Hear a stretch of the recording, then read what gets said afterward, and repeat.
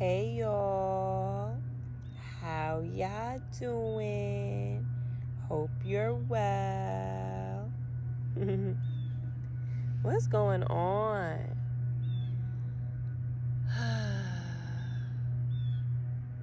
Alright, so from a very young age, I realized that God is in man. As in, God is in humans. God is human.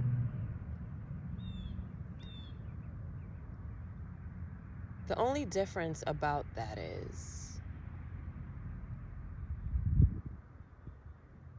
when we think of God, a lot of us think of a perfect God,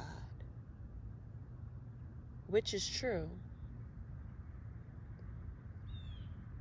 So why don't we view ourselves as perfect, is the question. We see God in everything. Well, at least I hope if you're listening to this channel, you see God in everything, okay? How y'all doing? It's Empress Ashley Simone. Anyway, if you see God, you better be seeing God in everything if you listen to this channel, okay? All right, cool. God is everywhere. It's in the grass, the birds, the leaves, the tree, the God, the essence, right? And one thing that I'm learning on this journey is that it's always about the basics, right? We don't need no complicado unless you're doing practitioner work. Unless you're on the path of practitioner, okay, we can get real complicated and learn the nitty gritty, the nuts and the bolts. But if your path is more so, I don't know, if it's anything outside of that, it's always getting back to the basics. And even in practitioner work, right, you can learn how to be so advanced in this art and doing this technique where you sometimes just forget that the basic healing methods are always key. Okay. So since we're talking about the basics, class 1, God is inhuman. I've been doing a lot of research on just a whole bunch of different spiritual beliefs. You already know, I've been doing this. As of lately, everything tied together for me. When I was younger, I used to run track and was really good at it, really good. And I was able to run track and get my college paid for, my graduate career, my undergraduate career, and my graduate education paid for. So that was cool. So as I was running track and loving it and also accomplishing my goals, I just found the inner God in me. I found the inner God in me and I held tightly to it. And I was bold about it. And I was self-assured in it. And I didn't really understand like what it was, but it was just a knowing I had. And I could only imagine maybe to other people it may have come off as arrogant, presumptuous. Oh, there's a word on the tip of my tongue. What is that? Pompous. There we go. Pompous. I'm not too sure. I mean, you had like a 17-year-old girl calling herself Ash to God. Like, what? But I say all that to say God isn't human. And this is my one specific example. And this video is probably going to be real quick because my one specific example is I sit here all the time and I read about astrology. And every time I read about astrology, I'm like, wow, I feel so much more connected to the zodiac signs and I feel so much more connected to the stars. And I'm just like, wow, God, wow. But I was only able to read astrology because a human wrote it. What? A human wrote it. I'm reading what a human wrote. Of course, that human was a channel for the divine. So if God, creation, is channeling through me, is that not in me? Right? Humans, we aren't the God, but we are a God. Are we not? We come to these deities. We worship, a lot of people worship and work with deities and gods and goddesses. And they're just archetypal parts, archetypal fractals of the one human. The one human. Archetypal emotions or expressions of the one human, and ways of being, talents, gifts, ways of life, actions. Humans aren't the God, but are we not a God? And I'm going to tell you how important it is to view yourself as a God. When you view yourself as a God or a goddess, hello. When you view yourself as a goddess or a god, you hold yourself accountable. When you view yourself as a goddess or a god in the correct way, in the truthful way,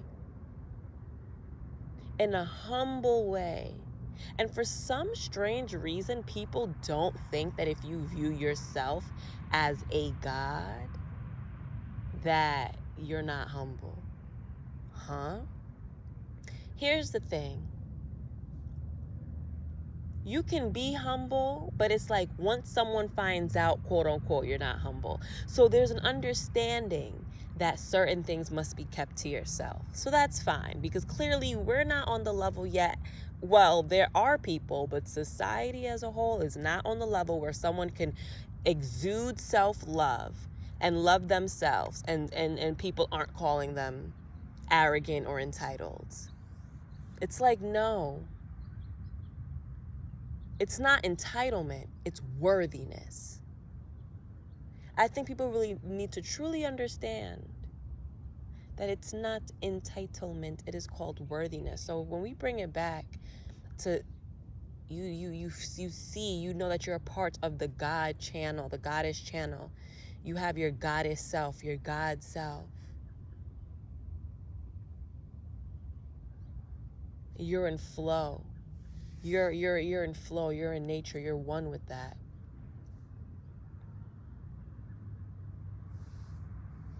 You have nothing else but to hold yourself accountable. The main note, the main key is working on yourself. Nobility, honesty, accountability.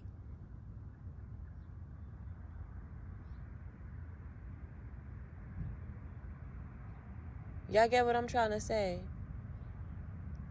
When you consider yourself as a divine, let's use that word. Divine. I love that word.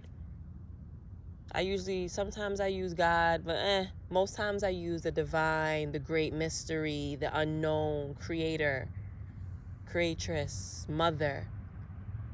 But let's use the divine. When you view yourself as a divine, not the divine, a divine, in divine, with divine,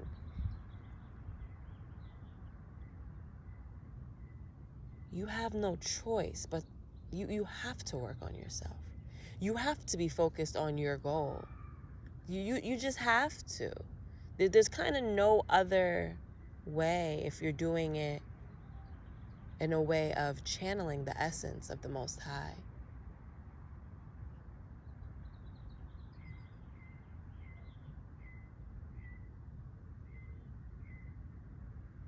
You know, many people don't know what's possible if they don't see it being done. How do you see it being done? Through a human. right? There is divine in us. There is divinity in us.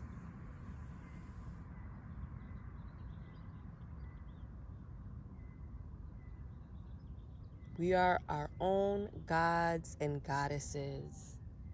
We are our own leaders. The reason why a lot of people can't fathom that humans can consider themselves as gods is because they don't see it. They don't understand that signature. When they look in the mirror, all they see is their flaws. They don't understand that God, divinity, in human form is not perfect. But is there not God in everything? Is there not God in the light and in the dark? Is there not divinity in the light and in the dark? I'm using God and divinity interchangeably here.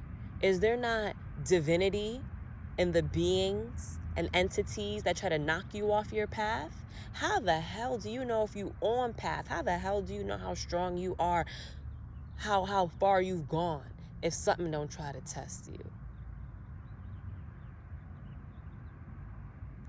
So what are we really talking about here?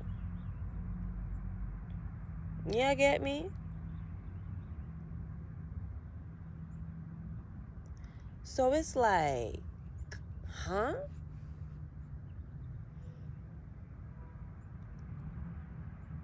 People don't believe that divinity comes in many shapes and forms. People are stuck on this one God, this one way of being. That's a fantasy. That's false. That's not real. Wake up, people. Wake up, people.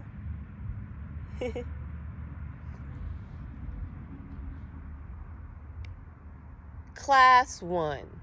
You are God. You are divine. You are goddess. In your own right.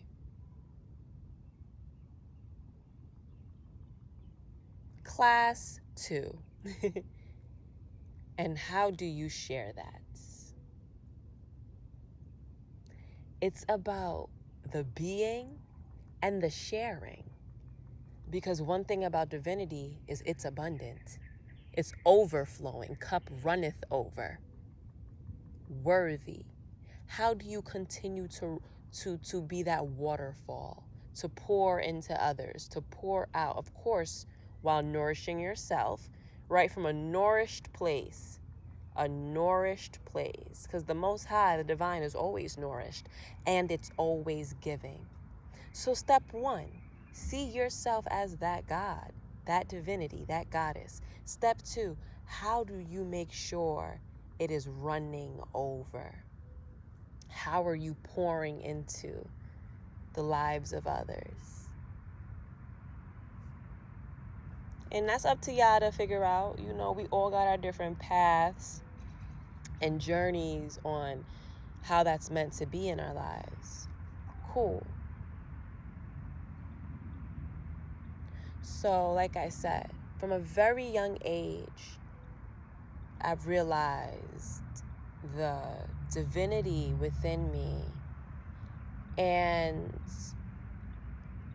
thinking about it now, that divinity came from me testing who I am, from me pushing the barriers, hurdling over the barriers. Literally, I was a hurdler. It comes from that. Right? So I wasn't just looking in the mirror and being like, ooh, you a god. No.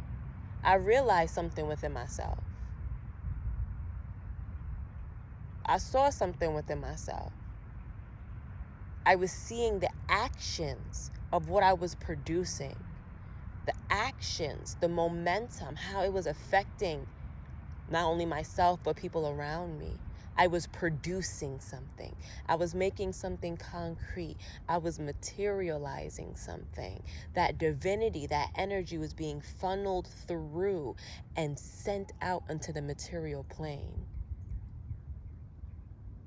And that's divinity.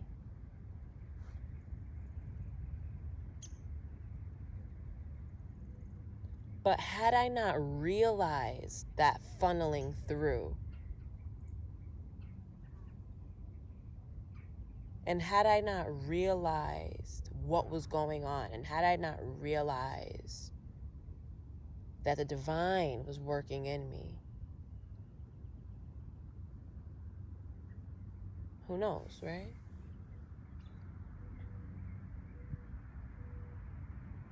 But knowing that I was divine because the divine was working through me only gave me an extra force to do what I had to do. Only gave me that extra force to call what I did play, to quote unquote work harder. You know, it's so funny when the divine is moving through you, nothing feel like hard work. You just doing what you got to do.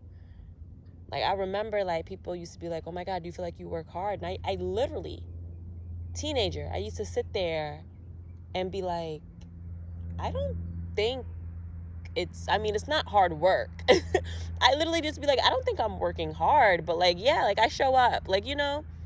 But I remember an interview, I crossed the finish line, I won a race, an interview, it was like, so do you feel like you work hard and stuff like that? And I was like, I don't think I work hard. It doesn't, I was like, it doesn't feel like I work hard. And sitting here now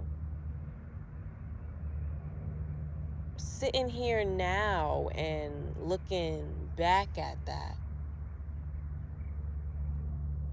am I really even, first of all, am I really even looking back at it? Time is time, you know? So thinking on it, it was like, oh yeah, it was play. And I showed up. And all of me showed up. All of me showed up. You can't fake what's not for you. If had it been any other sport, it probably wouldn't have worked out. Right? Had it been me trying to do another path, it probably wouldn't have worked out. You can't fake what's for you. So a part of knowing you are divinity is having the courage to connect to your divinity. To connect. A lot of people are going through their Saturn return right now. If you were born from 94 to like 97, around there, you are going through your Saturn return. Some of y'all.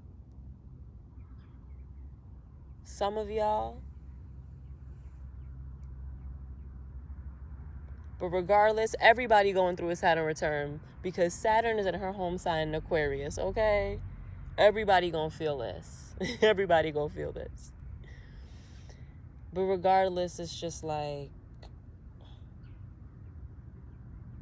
step one, realizing the divinity within you, and you will soar. Step two, how do you allow that divinity to runneth over? Bye, y'all.